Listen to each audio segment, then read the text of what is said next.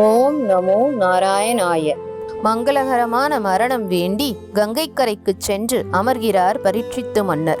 7 நாட்களில் தட்சகனால் மரணம் என்பது சாபமாக இருந்தாலும் அதை இறைவனின் வரமாக ஏற்று மரணத்தை ஒரு யஜ்யமாக செய்ய தயாராகிறார் பரீட்சித்து மன்னர். தர்ப்பங்களை கிழக்கு நுனியாக பரப்பி அவர் வடக்கு முகமாக அமர்ந்தார். இதற்கு பெயர் பிராயோபவேசம். இதனை காண அத்திரி, சியவனர், சரத்வான், அரிஷ்டநேமி, பிரிகு, அங்குரஸ், பராசரர், நாரதர், வியாசர், பரத்வாஜர், மைத்ரேயி, விஸ்வாமித்திரர், பரசுராமர், உசத்தியர், தேவலர், அகஸ்தியர், கௌதமர் போன்ற தேவ ரிஷிகள், பிரம்ம ரிஷிகள், ராஜ ரிஷிகள், அவர்களின் சிஷ்யர்களும் என அனைவரும் அங்கு வந்து குழுமினர். இவர்களை கண்ட மன்னன் அவர்கள் அனைவரையும் வணங்கினார். தான் தவறு செய்ய நேர்ந்தாலும் தன் தாய் உத்திரையின் புண்ணியத்தால் உங்கள் அனைவரையும் தரிசிக்கும் பாக்கியம் கிடைத்தது. எனக்கு இன்னும் 7 நாட்களில் மரணம். நான் இப்பொழுது என்ன செய்ய வேண்டும் என்று எடுத்து கூறுங்கள் என்றார். இந்த கேள்வியை அவர் கேட்டுக்கொண்டிருக்கும் பொழுது வியாசபுத்திரர் சுக மகரிஷி கங்கை கரைக்கு வருகை தந்தார். சுக முனிவர் வந்ததனால் தேவ துந்துபிகள் முழங்கின.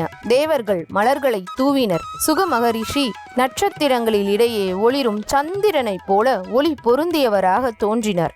மன்னன் சுக மகரிஷியிடம், தாங்கள் ஞானிகளுக்கெல்லாம் ஞானி, தங்களை தரிசித்த மாத்திரத்தில் என்னுடைய பாவங்கள் நிவர்த்தியாகிவிட்டன என்று கூறி அவரை வணங்கினார். மேலும் அவர் ஒரு கோத கனகாலம், அதாவது பசுவின் மடியில் பால் கறக்கும் நேரம் மட்டுமே ஒரு வீட்டில் நின்று அன்னம் கேட்கும் நீங்கள் என்னை அருள் செய்ய வந்தது எனக்கு பாக்கியம் என்று மனமகிழ்ந்தார்.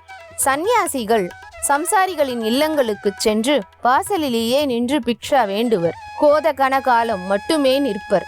அதற்குள் பிட்சா வரவில்லை என்றால் இன்று பிட்சா கிடைக்காது என்று எண்ணி சென்று விடுவர். மரணத் தருவாயில் நிற்கும் நான் செய்ய வேண்டியது என்ன, கேட்க வேண்டியது என்ன, நினைக்க வேண்டியது என்ன, உபாசிக்க வேண்டியது என்ன என்று கருணை கூர்ந்து எனக்கு வழிகாட்டுங்கள் என்று வியாசபுத்திரர் சுகமகரிஷியிடம் பரீட்சித்து மன்னர் வேண்டுகிறார். சுகமகரிஷி மிகவும் மகிழ்ந்தார். இறைவனை மட்டுமே நினைப்பது என்ற உன் தீர்மானம் உன் வைராக்கிய பலத்தை காண்பிக்கிறது.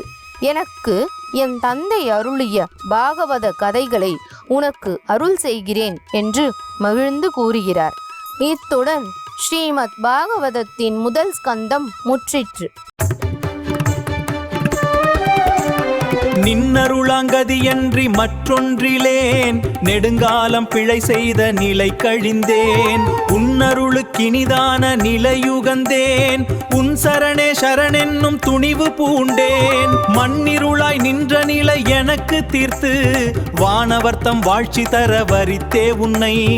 இன்னருளால் இனி என கோர்ப்பரமேற்றாமல் என் திருமால் அடைக்கலங்கொள் என்னை நீ